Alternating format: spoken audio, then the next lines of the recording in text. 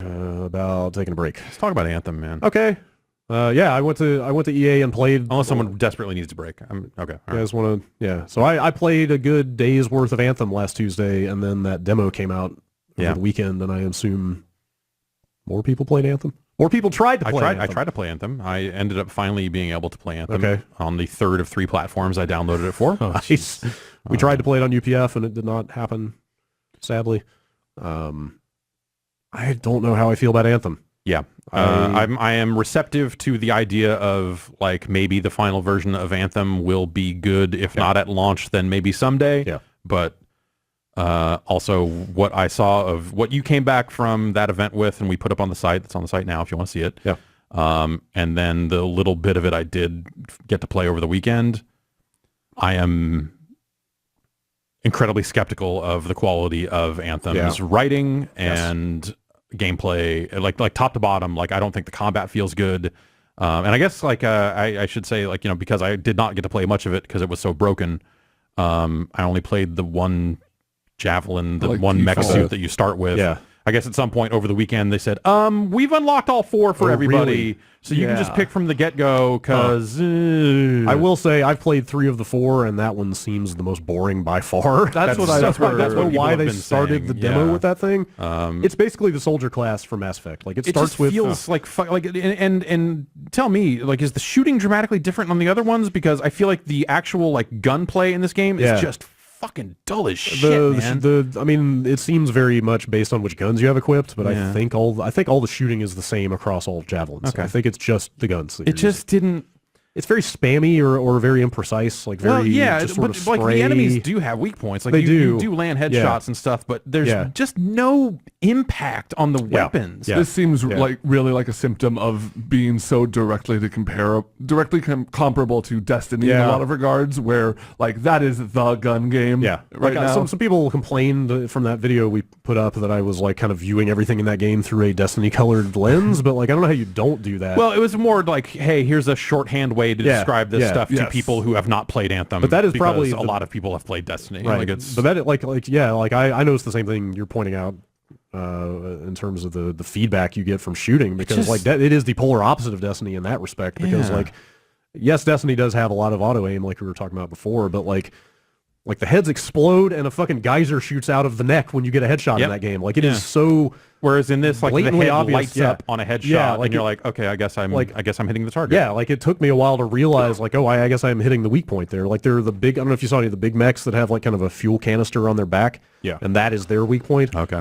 and like it took me a while to notice that thing was lighting up when I shot it, because like you just don't get a gut level feeling that you're doing the thing they want you to do, because it's just not. I just don't think that I mostly because the thing I hadn't really seen was the open world stuff, that when I finally got it running. So here was my day that day is I downloaded the PC version of Anthem, installed it, got to the story zone, which is the slowest movement I can think of in recent memory. Like I don't understand how they would think that is okay to put in front of people. Yeah, faster or slower than the Gears walk and talk? Slower. Whoa. It's weird because I didn't really... But you're in control, like trying to get to the fucking cutscene so you can then walk to your suit to get out there. Like it's fucking bizarre, man. I saw a lot of people complaining about that same thing. It is wild that that's something that anyone would look at and go, yeah, this is okay. Like I get that they probably like spend a lot of time rendering those environments and they want, you need to really drink this in, but they don't look that great, and you move so slowly through them. It is bizarre. It is bizarre. So slowly stumble my way to the cutscene, watch the cutscene or skip it, depending on if I have seen it before or not. Go through the cutscene that says like, here's the mission, go find the manifold. Then slowly trudge over to the suit, hit A, and then get dropped in a mission select menu, which I think is incredibly poorly designed. Yeah, that thing does not communicate very well. Like you have to, so it's like you have the, hey, here are your current mission parameters. Like you're set to this mission, this difficulty, hit go. And then when you go to select a new mission, it goes into that map and you hit A on it, and then a reticle moves, but nothing happens. Yeah. And I kept hitting A on the free play and nothing happened. I'm like, well, is it just not in here? You have to back out with that selected, and then it's like, okay, here are your new current parameters. Your mission in the map, and then have to back out to the mission screen again to launch it. It's just a flow thing of just like, again, like I don't understand how you get to this point. I don't understand how you get, unless like, was the Mass Effect multiplayer that way, and they just kept it and reskinned it for this or something? Like I don't understand how that's something that gets designed that way. Anyway, I'm not defending it at all, but at the event, once there were more icons on the map, it at least made a little more sense.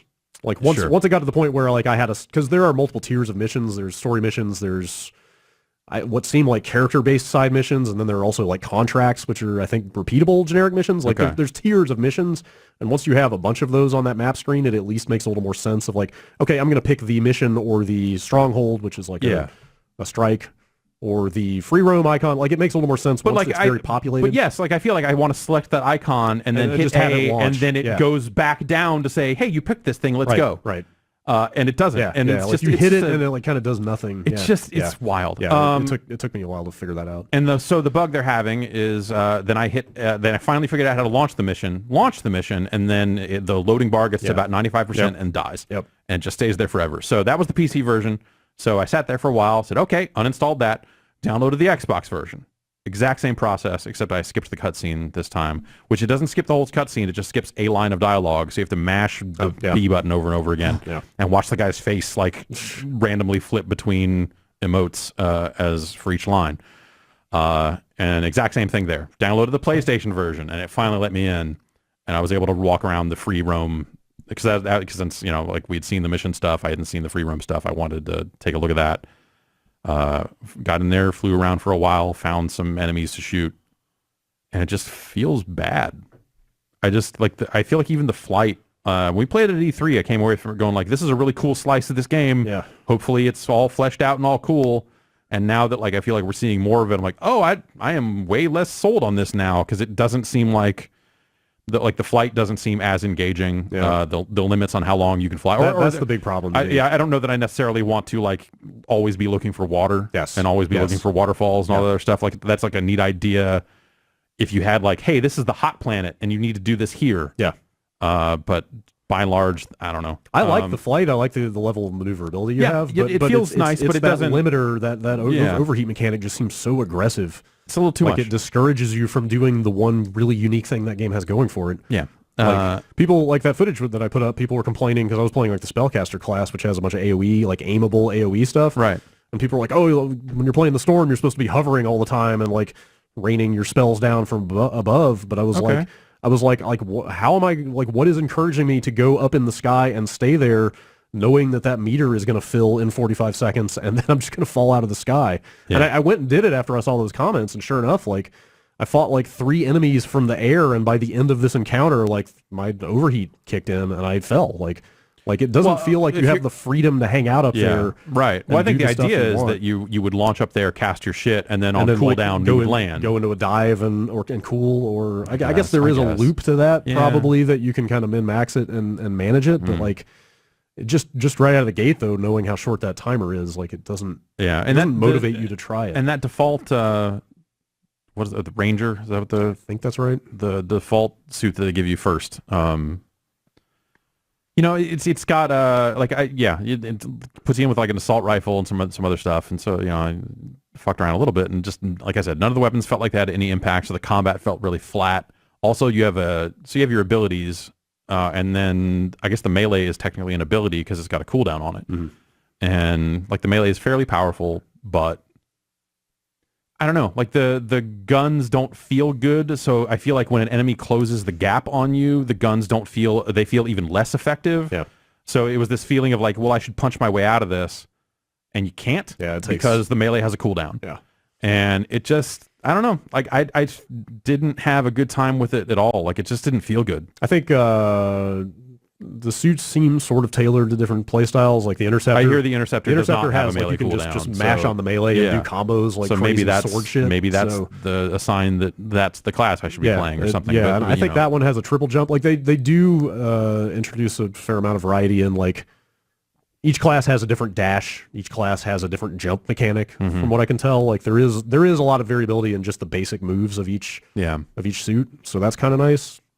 Yeah, I don't know, but if the gun's the same across the board, like that was not engaging shooting. Yeah. That wasn't something that I found myself going like, oh, I could see myself doing this for 200 hours, like however much content they lay out over the first year of that game's existence or whatever. Like I felt relatively done with the action end of it in the half hour I spent finally getting it working. And like the gear interface, the whole upgrade system seems pretty nicely laid out and straightforward. Except that you have to go back to change weapons. Well, yeah. That's a terrible idea. That is kind of rotten. So, I get the idea of like, hey, like they should do something where, hey, you can't use a new item until you identify it.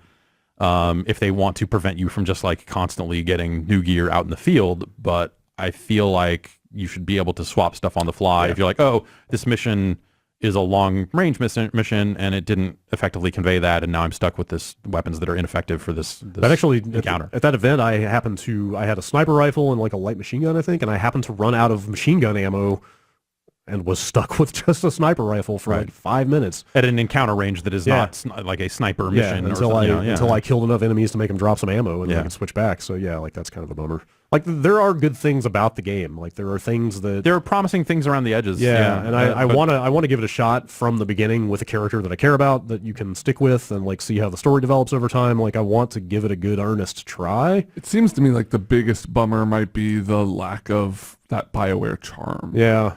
Like it's a beta, so they're obviously not going to make it very story focused and stuff like that. But just hearing that, because I think about, Bioware, I think about Mass Effect and all the side characters. I think about the characters in Dragon Age. It's very much, I could do without like romance options and stuff like that. But just the fact that, I think Mass Effect 2 is a hell of a game. Yeah. But the reason it really cemented itself is just the huge supporting cast of characters. I think the most impressive thing about BioWare's catalog is that they make games where talking to people is the best thing you do. Yeah. And you want to do it for like dozens of hours. The loyalty missions in Mass Effect 2 are better than the main quest lines of a lot of games. And a lot of that is just like standing there talking to like Thane, telling you his life story. Yeah, or like talking Garrus down from assassinating a guy. It's like I think the one like dialogue tree conversation I had in my time with it was when I came back to the base or whatever, there was a discussion with like the mechanic that fixes your shit,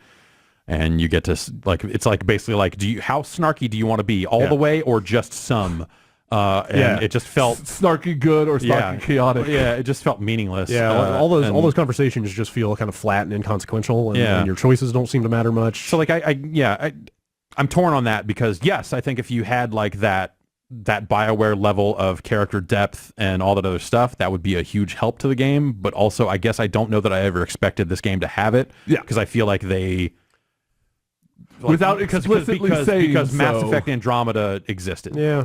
I mean, that game at least had a quantity of writing. It's just that most of it was not great. But, and so I guess like I don't look to BioWare for like great writing anymore. Yeah. I feel like that's something that they have been, if not directly and deliberately moving away from, then it's been something they've been getting worse at for a good long time. Yeah, I mean, the number one reason I went to that event was to see if that stuff was in there. Right. I had to know if, like, okay, is there a lot of the stuff about Mass Effect that I like waiting in the wings that they just haven't shown yet, or what's going on behind the scenes here? And it doesn't seem like a lot. Yeah, I don't know, and I don't think that's too damning because again, like I don't know that I expected that out of this game, and whatever. I'm someone who played a lot of Destiny, and the fucking Destiny characters and story are the fucking worst part about it. Yeah.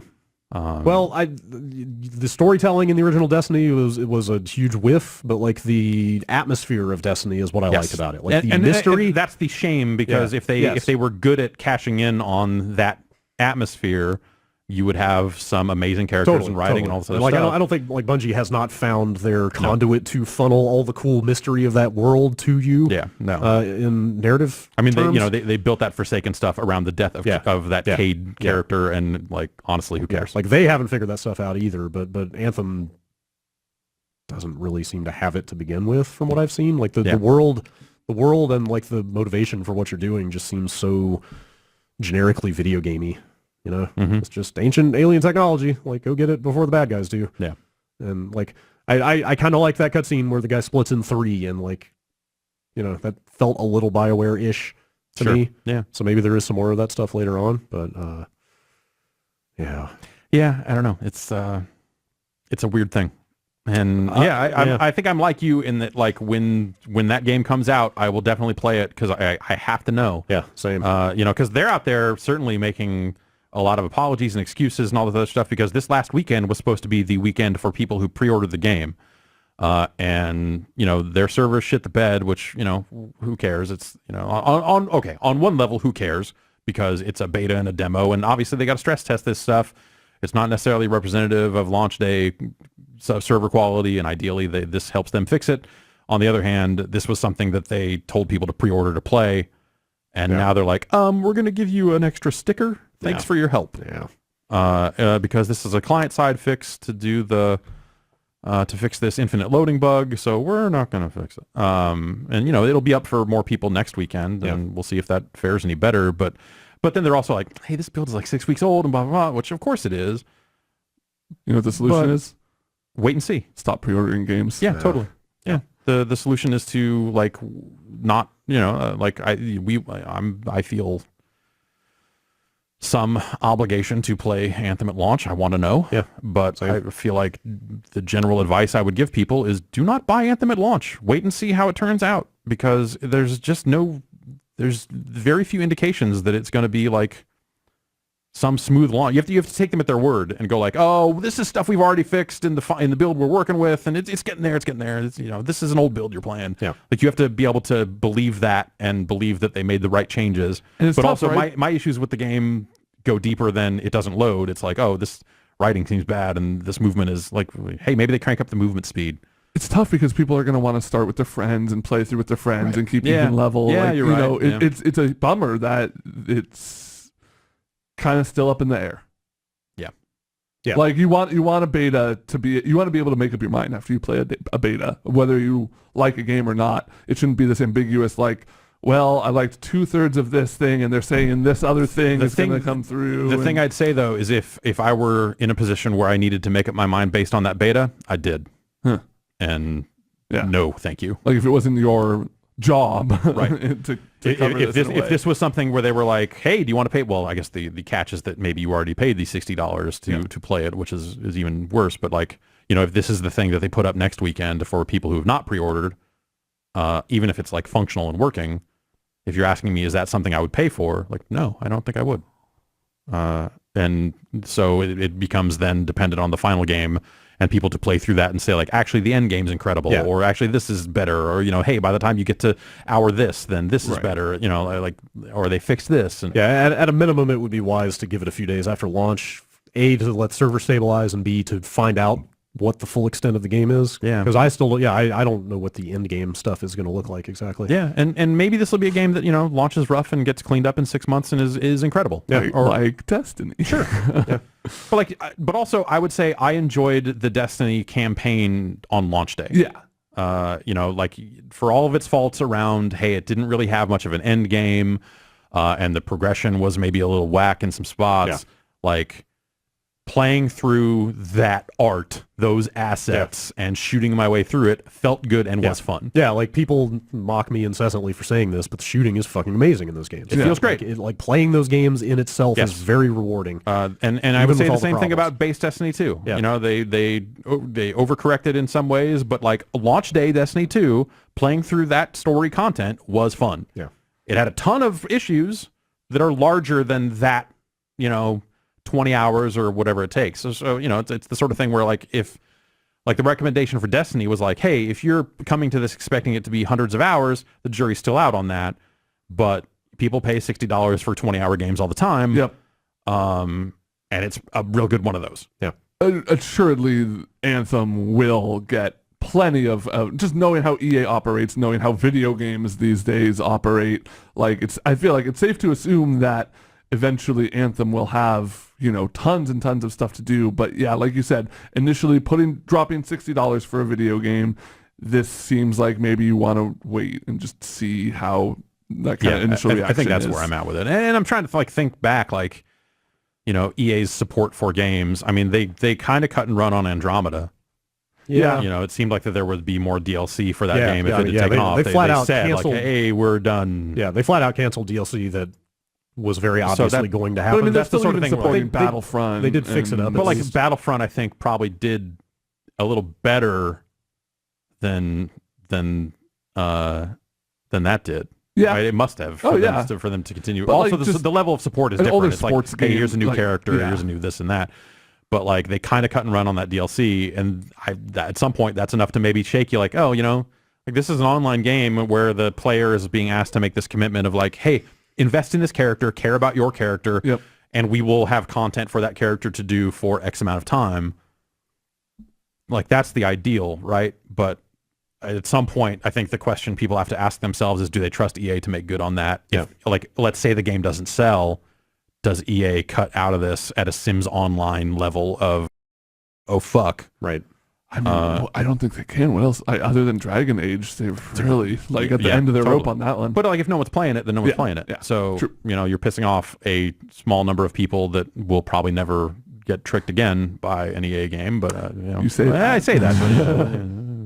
And then I feel like the other rub for Anthem is the fact that the Division 2 comes out 3 weeks later. Yeah. So like people are looking at two kind of similar loot-based shooters. I have not seen the betas or alphas that have been running for that, but like hearing from people that have seen it, it sounds really fucking good. Yeah, like, Yeah. And that being their second try, you know, obviously Yeah. the Division had plenty of problems for the first like year. Sure, yeah. But they've had that whole cycle of that first game to kind of figure it out, and hopefully, of course, I mean, Destiny 2 launched with a whole different set of problems from the first Destiny, so like that's no guarantee that Division But I guess 2 will be I better. also but- feel like I would say the same thing about the Division at launch is that like it had no end game. Yeah. You know, like the same song and dance. Like, balancing issues. And but stuff. the actual core play through the Yeah. Division, play through these missions, Yeah. that stuff was fun. yeah, there was felt there good. was something there. Yeah. Yeah. And like I don't get that out of playing Anthem yet. And maybe that's a find the right class thing, or maybe they've got more work to do on the gameplay end that will be there in 3 weeks? Yeah. 3 weeks. God. Maybe.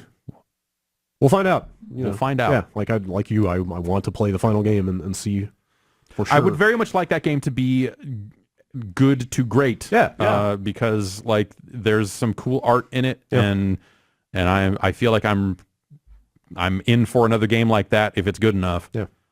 But man, I don't know. It feels like nothing that they've been showing in this last batch of showing the game off looks. There's no wow factor. Yeah.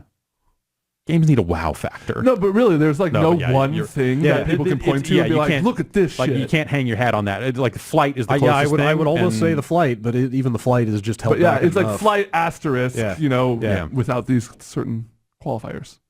The flight is pretty cool. It Like, seems cool. It handles does seem well. really Like cool. it handles well enough that you can fly around some pretty tight caves and caverns with Uh-huh. it, and that I feel like that's a compliment. It's just the overheat The thing fact seems like a that- bummer. yeah. Like I wish they would just relax that stuff. But If your flying's good, let them fly. yeah. Also, I guess that the early launch for that game is like 2 weeks and change 2 weeks. away. Yeah. It's I there's wanna say the 90 15th. different It's like ways Battle. that It's game like is launching. Battlefield, where there's like 7 Yeah. different release dates Yeah. depending on But I want to say what I you're think subscribed to. I think the and- 15th is the earliest you can play the final game, so that's not that far off. So we will see shortly.